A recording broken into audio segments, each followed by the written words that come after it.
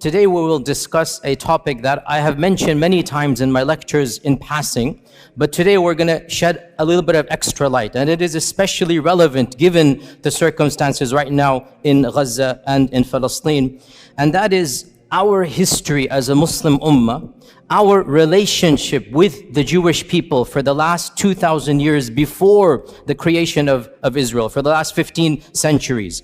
Because the fact of the matter is that it is truly sad in light of our contributions to the survival and the flourishing of this demographics that they seem to ignore and neglect all of these centuries of positive interactions. Because the fact of the matter, once again, Christian Europe treated this demographics in a very different way than we did. And multiple times in history, the Muslim ummah and the Muslim civilization played a vital role in protecting hundreds of thousands of persecuted Jewish people. So we need to be aware of this, and we need to know our own history. And again, only so much can be said for the history of 15 centuries. But as you're roughly aware, we went over this in detail this earlier part in a number of lectures. In the year 70 CE, in the time of Jesus Christ, after Jesus Christ, the second temple was destroyed, and so Judaism once again had its diaspora. They fled across the globe, so they didn't have a land. For the next 2,000 years, where were the Jewish people? Under Christian and then Muslim rule. For 1,500 years before 1947, 1,400 years before 1947, where were the Jewish people? Either in Christian lands or in Muslim lands. Okay, what is the difference between how the Jewish people were treated in Christian lands versus how they were treated in Muslim lands? This is the summary we're going to be discussing today. And of course, the goal is to pique your curiosity. The goal is to start you on the journey. Obviously, in 15, 20 minutes, only so much we can do. We need to understand Christianity from its inception has been extremely intolerant of the Jewish people. Why? Because according to their theology, what did the Jewish people do to their own God, to the Son of God? Well, according to their theology, what did they do? They murdered the Son of God. So from the beginning, there's a term that is found in Christian literature. I'm not inventing this term. It's called Christ killers. This is what they called the Jewish people, Christ killers. And that is why, generally speaking, in ancient Christianity, medieval Christianity, Jewish people were not treated as equal citizens. They didn't have the right to own property in most of European history. They were forced to live in special areas. The ancient term for this in Venice, the Venetian term, is still used in English. Guess what that term is? Ghetto. That term ghetto, where does it come from? Now we use ghetto to mean what? A very poor, very impoverished part of the city. Well, it was called ghetto for the first time in Venice in the 1200s from a Venetian term to mean low class. It's literally a term that was used for Jewish people. The term ghetto in English comes from them having to live in a separate place of the city. Jewish people in Europe were prohibited from any noble profession. They had to take ignoble tasks. They were prohibited from owning land. They were prohibited from rising up in the ranks of nobility. In fact, the one job that they were not prohibited to do, and that's why they started to do this more and more, was the job that was prohibited by the church, and that is lending of money. The church said you cannot lend money on interest. And Christians, if they do so, they're going to go to hell. They're going to be damned. This is Christian law, by the way. Jewish people were exempt because they're not Christian. And they couldn't work in so many other areas. This is not anti-Semitic. I'm teaching you history. This is a fact. Jewish people then took on, by and large, in Europe, the profession of money lending, charging interest. Because they weren't allowed any other job. They weren't allowed careers, and this was prohibited by the church. You'd be damned. So what did they do? They became the proto-bankers, the first bankers. And so what's going to happen, slowly but surely, their wealth did increase. This is not anti-Semitic. It's the fact of the matter is that they were involved in this profession, and that is why rich dynasties from this group did begin to rise in the 15th, 16th, 17th centuries. But that's because they were the ones lending money. Eventually, the church had to buckle under pressure and change their law and say it is now allowed for Christians to do. Otherwise, Christians forbade Christians from lending money with interest. It was haram for them. The church would excommunicate you. That's why this group began to do this. In the 11th century, when the Crusades was announced, in 1095, 1096, the first Crusaders, they left England, they left Italy, they left France, and they made their way to Jerusalem, wanting to free, quote-unquote, Jerusalem from Muslim lands. Do you know what happened before they reached Jerusalem? They started massacring Jewish people. Where? In Europe. Why? What has that got to do with Jerusalem? They began to reason, if we're going to go to Jerusalem where Jesus walked, we should avenge his death before we get there.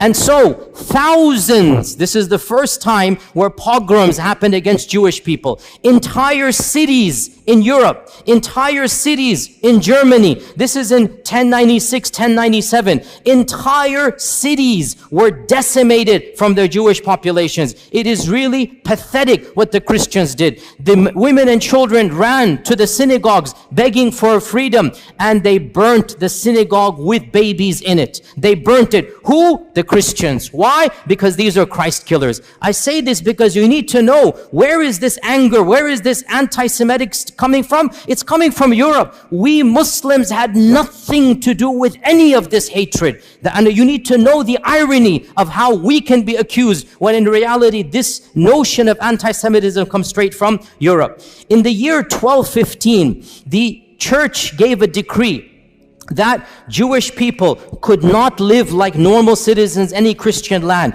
They had to wear a different clothing. They had to live in different places of the city. They had to have specific professions.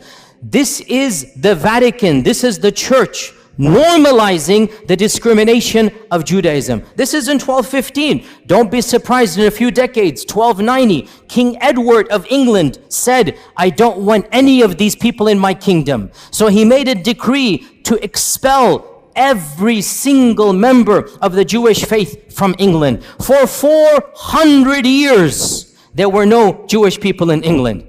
400 years. Why? Anti-Semitism. The king said, none of these people are going to be here. And Shakespeare writes his plays during this time. But the stereotype, the negative, evil stereotype remains in the psyche of Europe. Go read Shakespeare's plays. Go read how he writes about Shylock the Jew. This is Shakespeare, not me. Shakespeare is an anti-Semite in every sense of the term. The stereotypes, the negativity, and ironically, he's never interacted with the Jewish person because there are no Jews in England when Shakespeare's writing because of the decree. Only in 1680 or something, the king relents and allows them back in. And that is why, by the way, to this day in England, the Jewish population is very small compared to other places in Europe because for 4 centuries, they were banned. And one of the worst manifestations of anti-Semitism took place in Andalusia, but not under us. When Ferdinand and Isabella Reconquista, when they conquered Granada, the Muslim land, when they conquered Granada, the first decree, less than 1 week or 1 month after they took power, 1492, they made the decree. It's called the Decree of Al-Hamra because it was in the Hamra Palace. There shall be no Jewish people living in Andalusia.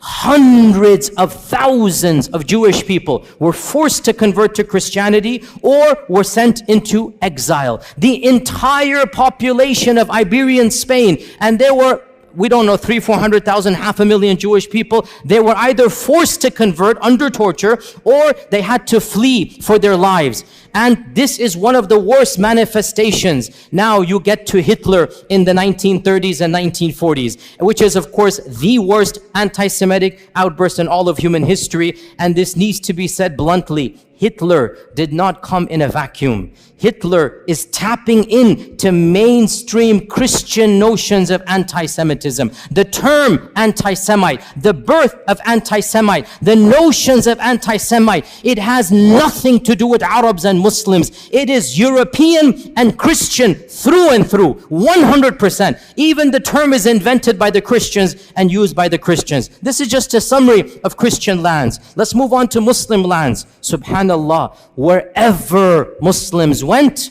and there were Jewish people, the Jewish people faced a type of flourishing. They were given a type of protection they could never find in Christian lands. And when Muslims conquered what is currently Iraq, what is currently Iran, Iraq had a large population of Jews in Baghdad from the time of the first expulsion, not even the second, from 500 BC, because the largest group of Jews from the first expulsion, they went to Iraq. So Muslims found large groups of Jews in Iraq. In Iran, Isfahan, hundreds of thousands of Jewish people, again from the first and second expulsion. And the Muslims came and found them, and they gave them protection under the treaty of Umar ibn al-Khattab. Jerusalem, when Umar ibn al-Khattab marched into Jerusalem, guess how many Jewish people were there? 0. Guess how many synagogues? 0. Jews were not allowed to worship in Jerusalem under the Christians. Guess who gave them the freedom to build the first synagogue after the collapse of the temple? It was none other than Umar ibn al-Khattab radiyallahu anhu. Umar ibn al-Khattab, acting upon Islamic commandments, acting upon prophetic guidelines. Jews and Christians are Ahli Kitab. They have the right to live freely. They have the right to worship. They have the right to build their synagogues and whatnot. Now, modern, liberals come along and they say, oh, the conditions of Umar al-Khattab are second-class citizenship. I'm not going to claim that Umar radiallahu anhu's condition is the same as secular America. It's not. But we're not comparing Umar ibn al-Khattab to secular America. Secular America is a different notion where religion plays no role. In the Islamic scheme of things, religion plays a vital role. So if you're a Muslim, yes, you get perks and privileges, no doubt about that. And if you're Ahl Kitab, there's certain things. For example, you cannot convert people to your faith. For example, the synagogue minaret, or the temple in the synagogue cannot be higher than the minaret of the mosque.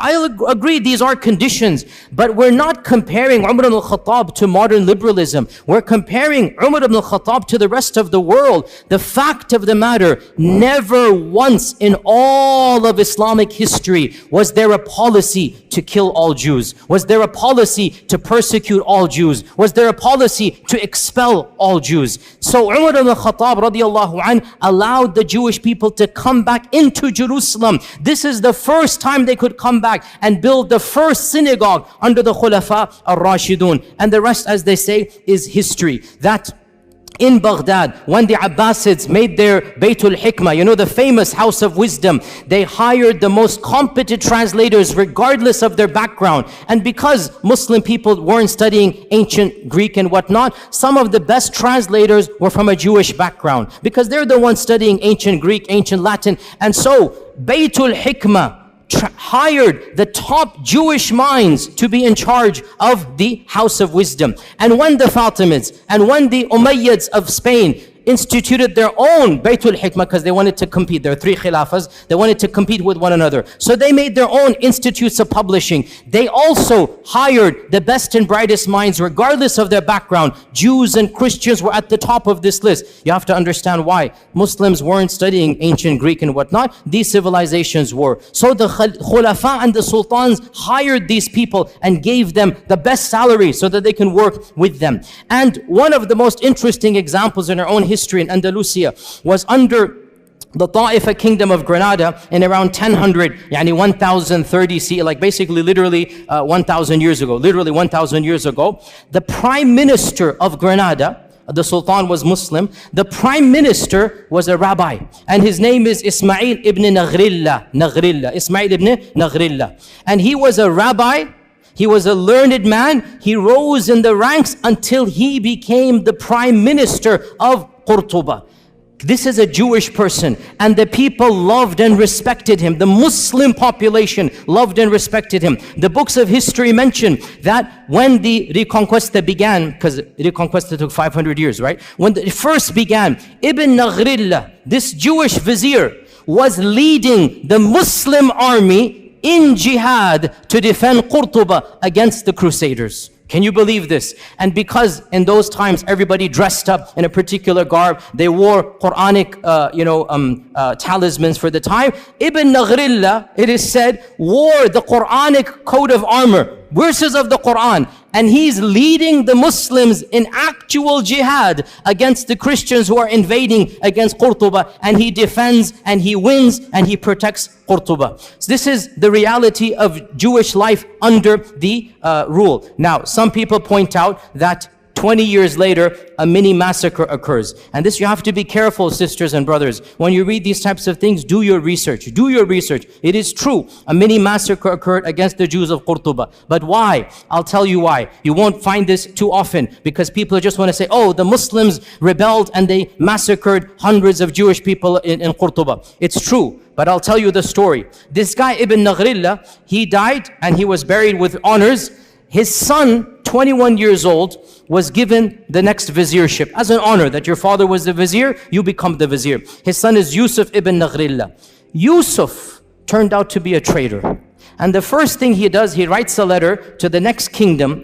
If you invade on such and such a date, I'll make sure you win over the kingdom, I'll distract the army and whatnot, but there's one condition, you must make me the ruler, and I'll pay taxes to you. Okay? So this guy, Yusuf, he attempted a coup d'etat, and he got his people to support him. And obviously his people were of a Jewish background. The letter was uncovered, the Muslims went wild, mobs attacked the palace and literally shredded Ibn Naghrillah, Yusuf, the son of the famous one. They literally shredded him and tortured him to death, and then they turned on his core, killed them, and then it is true, sad, the mobs turned on the Jewish quarter because they thought this was a Jewish revolt against the city, and innocent people lost their lives. But the point is, no sultan gave the command, no government instituted this, and the reason why it happened was not because they were Jewish. It's because the notion came that the entire community is treacherous to us. That's why this happened. Then things went back to normal and Jewish communities began to flourish. Within 150 years, the greatest Jewish mind in all of Jewish history was born and raised and studied in Qurtuba. Who is this person? Who can tell me? Musa ibn Maimun. Rambam is what the Jewish people call him. The holy rabbi, Rambam. Memorize this name. That's a title, honorific title. Musa ibn Maimun, Moses Maimonides.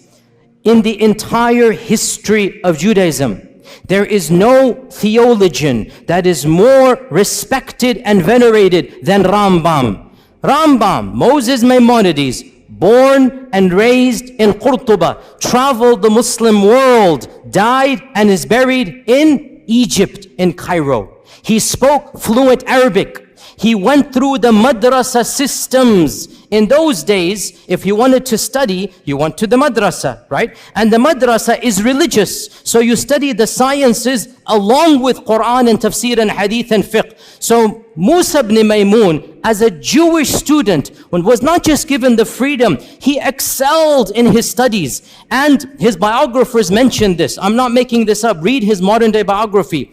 He lived like a Muslim, prayed like a Muslim, recited Quran like a Muslim. Nobody forced him. It was free. Andalusia, you could be who you are. But he was in such awe of Islam that some people say he secretly converted for a few years. Allahu A'lam. But he lived like a Muslim in the dorms. And there was no pressure because in Andalusia, there was a type of religious freedom that was not found anywhere in Europe. You could be a Christian, you could be a Jew, you could be a Zoroastrian, you could be a Muslim, and everybody lived freely in Andalusia. But Rambam decided to act like and memorize the Quran like a Muslim. Eventually, he goes back to his rabbi, profession, and he begins writing. Now, this deserves an entire lecture. I don't have time to get into there, but it is one of my areas that I love to read about because intellectual history is my area.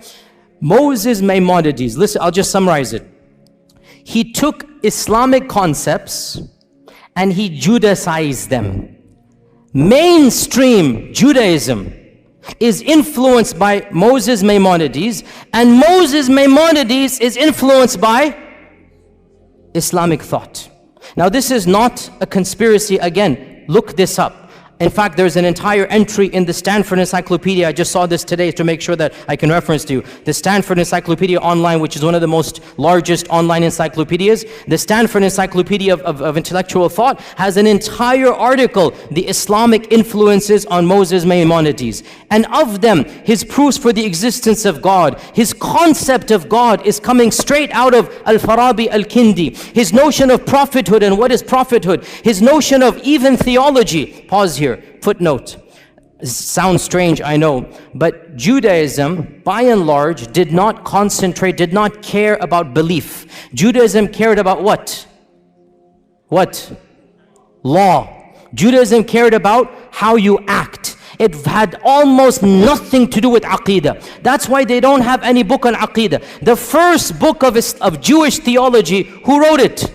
Rambam. The first book. And you read this book, and you are reading Al-Farabi, Al-Kindi. You are reading Islamic Mu'tazili thought. His conception of God, of the attributes, of Qadar, his conception of prophethood, it is coming straight out of his madrasa training. And this is now mainstream Jewish belief. I'm not making this up. This is well known. Mainstream Jewish theology is coming straight out of Andalusian madrasa. He just changed it, made it a little bit. And he wrote a creed. To this day, the righteous or the observant Jewish people, the first thing they do when they wake up, they read Moses Maimonides' one-page creed. And it begins, Ana mu'minu, I believe in, just like Aqidah Tahawiyah, just like other Aqidas, it literally begins, I believe in, and there's 13 points. I believe in God, there is one, la sharika la type of stuff, literally coming out of Islamic thought. He has no partner, cannot be described in this and that, literally goes through, and it goes all the way, and I believe in resurrection, I believe in the Messiah that's going to come, one of the 13 points, I believe in the Messiah. So this is coming from Musa ibn Maymun. By the way, one interesting thing about Rambam, wallahi, so ironic. He became the best physician of his time because he mastered Ibn Sina. So he read Ibn Sina, he mastered Ibn Sina. Now he's the best physician. He works his way up. Guess who he becomes the personal doctor to? None other than Salah ad-Din al-Ayyubi. Salah ad-Din al-Ayyubi takes him as his personal court doctor. For a period of time, he travels with Salah ad-Din. He is the primary doctor of Salah ad-Din Ayyubi. Nobody can accuse our religion of anti-Semitism. Nobody can accuse our sultans, our khulafa of hating people because of their different faith. It didn't happen that way. If you were talented, you were the best doctor, and it's so ironic. Salah ad-Din is conquering Jerusalem, and Rambam is his main doctor. Subhanallah. How can we not remind our Jewish brethren of this reality? Look at from where to where. Look at the past and now look at how that has flipped. Eventually, he went to Egypt. He lived in Egypt. By the way, he wrote most of his writings in which language? Arabic. The chief rabbi of Judaism is writing his books in Arabic. This is well known. You can see them and look at them online. And he has a book called The Guide of the Perplexed. And there are a number of papers about this, that this is coming straight out of Al-Ghazali's Al-Munqidh min al-Dalal. Literally, Imam Al-Ghazali wrote Al-Munqidh min al-Dalal, and there is a book that he wrote for his people, The Guide for the Perplexed. And it has the same motifs, the same notion. Again, it's not copy-paste, because in the end of the day, he's an intellectual thinker. But he takes ideas, he takes notions from Islam, and he Judaicizes them, which is what we expect to do. But where is the origin? What's the kernel? From our faith tradition. It is true to say that never in the last 2,000 years before the creation of this country has the Jewish people flourished as they did under Muslim Spain, under Islamic Andalusia, their greatest minds, their largest synagogues. You can visit their synagogues to this day in Qurtuba, in Granada. They still have their synagogues that were built not under the Christians, under the Muslims. Now in 1492, Ferdinand Isabella come, the first decree, all Jewish people will leave or convert or die, be killed. Where did these 500,000 Jewish people go? The Sultan Muhammad II gave a decree. Anybody who flees from Andalusia shall be welcomed in our lands anywhere you are. And he said, any vizier, any governor, any businessman who impedes their settling, who stops them to settle in any city, shall be punished by the Sultan himself. Sultan Mehmed II welcomed hundreds of thousands of Jewish people in 1492 with open arms. He literally saved them from execution or forced conversion. And he was angry at Ferdinand and Isabella, and he goes, this is not a good policy. But he thanked them. He goes, but you are giving us your good minds, your good workers, don't worry, we will take them. Because of this, sisters and brothers, where did they go? They ended up in Morocco, in Tunisia. They ended up in Egypt. Hundreds of thousands of large Jewish communities were living in the Middle East, in Yemen. They were living there because Ferdinand and Isabella expelled the Jewish people. Muslims welcomed them and they said, Tafaddal, come and live here. And they lived here up until 1947. And by the way, before we even get to 1947, let's not forget another chapter in Muslim Jewish history. And this one, I was honestly surprised when I found out. Under Nazi rule, when you're all aware what Hitler did, he made a policy, all the people of that background shall be exterminated. The most inhumane, barbaric policy in the entire history against the Jewish people was Hitler. He literally exterminated them by, gas chambers and whatnot.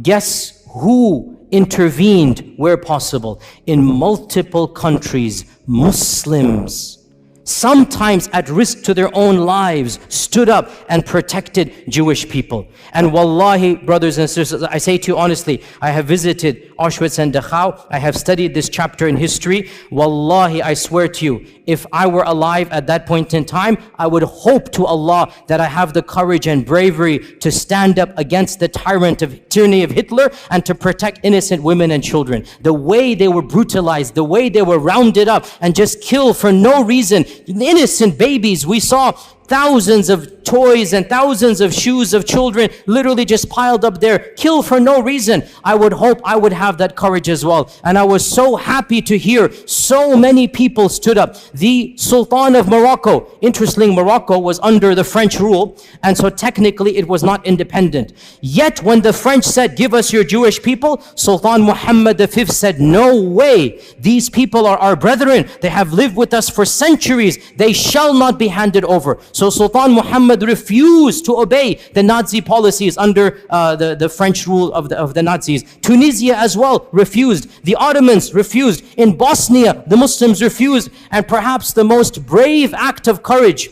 because it wasn't a government, it was brave. In France, the Muslims who were under the Nazi occupation. So the Nazis, if you remember your history, they invaded France and they took it over. So you have Nazi rule in France for a few years. You literally had Nazis ruling France before the liberation in 1947. So Nazis are in control. Muslims were allowed to live as second-class citizens. The Imam of the Masjid, Abul Qadir, the Imam of the Masjid, the Grand Mosque of Paris, I visited it. It's a very beautiful masjid built in the 1930s. It's still standing to this day. It's a beautiful, iconic masjid in Europe. The Imam of the Masjid gave a secret talk to the Muslims, and he encouraged the Muslims, if you know any Jewish friends of yours, bring them in. We will protect them in our mosque. The basement of the masjid became a home for the Jews under Nazi rule in France. And this was engineered by the Imam, the Sheikh. And some people didn't have space. He forged Islamic documents and told them to dress like Muslims. And it is said he saved over 1,000 people by this policy. 1,000 Jewish people in France were saved by the Muslim community who literally banded together. They didn't tell any secrets. There were families in the basement of the masjid, and those that didn't have space, the Imam personally forged IDs that these are Muslims. Because in the end of the day, what do the Nazis know? They look different, they talk different. different, they dress different, khalas, they pretend to be Muslims. This is what you call Islamic rule. This is what is akhlaq of the Muslim. When this tyrant comes, you're not going to allow him to do this. You will protect them. And so it is truly sad that all of this history has been completely forgotten. What happened? Obviously, you're aware, in 1947, it is estimated there were around less than 1 million Jewish people living in Arab and Muslim lands. Less than 1 million, maybe 900,000. That's a huge number, by the way, especially after World War II. After World War II, you had more Jewish people across the Middle East and Arab lands than anywhere in Europe, right? So almost 1 million living in Yemen, in Cairo, in Iran, in Morocco. These are all people of Jewish background. What happens in 1947? The country of Israel is formed, and they make a call, a plea, that if you come here, you will be given perks and land. If you come here, you will be given a better economic status. And so majority of them migrated. Why did they migrate? Put yourself in their shoes. It's their land from their perspective, obviously. They're getting their own people. They're getting a citizenship. They're getting land. They feel it's going to be safer for them. Some of them believe in Zionism. And yes, I'm not going to deny, because of the atrocities in 1947 and the massacres against Arabs, it is true, in a number of Muslim lands, for the first time in history, these types of sentiments that we now are familiar with began to develop against the Jewish population. I'm not going to deny this. But why did it happen? Because of politics of Israel. Not because they were Jews, because Israel massacred thousands, hundreds of thousands of Muslims, expelled hundreds of thousands of Arabs. Well, then there's going to be a feeling of sentiment. Why are you guys doing here? Go where you belong and whatnot. So all of this put together in the next 5 to 10 years, from 900,000 Jews in Arab and Muslim lands, currently it is estimated there are less than 15,000 across all lands. 200 here, 500 here, all of them have come to Israel. But one final point, and with this we conclude. Subhanallah, this is something you need to know, O Muslims. This division of living under Muslim, living under Christian, it had and has and continues to have a profound impact on the demographics of the country of Israel. Judaism is divided into multiple groups. The 3 most important groups: number 1, Ashkenazi; number 2, Sephardim; number 3, Mizrahi. These 3 divisions go back to whether they were living under Europe or under Muslim rule.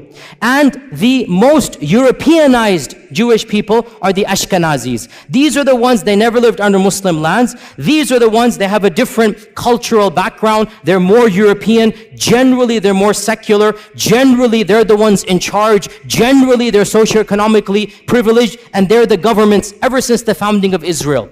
Sephardim are those Jewish people that were kicked out of Andalusia. And Mizrahi are the Jewish people who lived in Arab lands, Yemen, Iran, other places for many millennia. They are the smallest. Generally, Sephardim and Mizrahi are more pious. They're more orthodox. They're more religious. They're more believing in God. And a lot of you don't know this. In Israel, they are treated like second-class citizens. In Israel, because they can tell by your looks, they can tell by your name, they can tell by your culture. The Ashkenazis, who have a white skin color, are the superior class. And of course, there's even a lower category, the Falasha, which are coming from Ethiopia, and you should see how they are treated in Israel. They are the lowest of the low. But above them are the Mizrahis, and above them are the Sephardim. Sephardim and Mizrahis, they are ghettoized in Israel. In the 40s and 50s, they were not given the land they were promised. They were not given the perks that the Ashkenazis were given to. They were not given government positions. And this caused, I'm not joking, you can look this up, in the 60s and 70s, political parties, some of them semi-violent, from the Sephardim, from the Mizrahi, were formed to fight against whom? Against whom? The Arabs? No, Ashkenazis.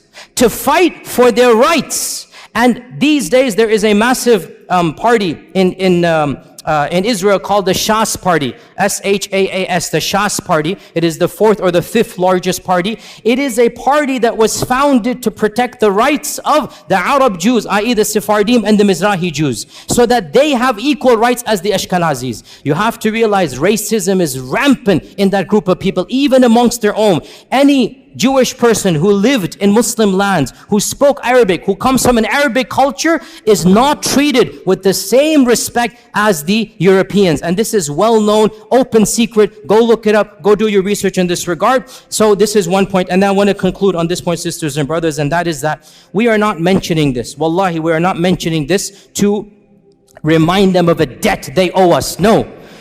We did this because Allah told us to do it, not because of them. We did this because our Prophet ﷺ taught us this is how we treat minorities. We would do it all over again. But we just want to show the world this is Islamic law. This is Islamic Sharia. The freedoms that they had, the intellectual, curiosities, the books that they produced, they couldn't produce a fraction of them in Europe in medieval times. And that is what we give to the world. It is truly sad. And we don't say this as a debt or a favor. We're just pointing out the facts. It is truly sad that the same descendants of those whom we saved, those who were given refuge with us, they have flipped the script and they are doing what Hitler did to them, they are doing to the very people who protected them. And we just say this as a historical fact and record. Otherwise, we complain to Allah and Allah alone. These are facts we should all know, and we are proud as Muslims of our history, and we're proud of our Sharia, and there's nothing to be ashamed of. Alhamdulillah, thumma alhamdulillah. And inshallah we'll continue in the same vein. Jazakumullah khair. Assalamu alaikum wa rahmatullahi wa barakatuh.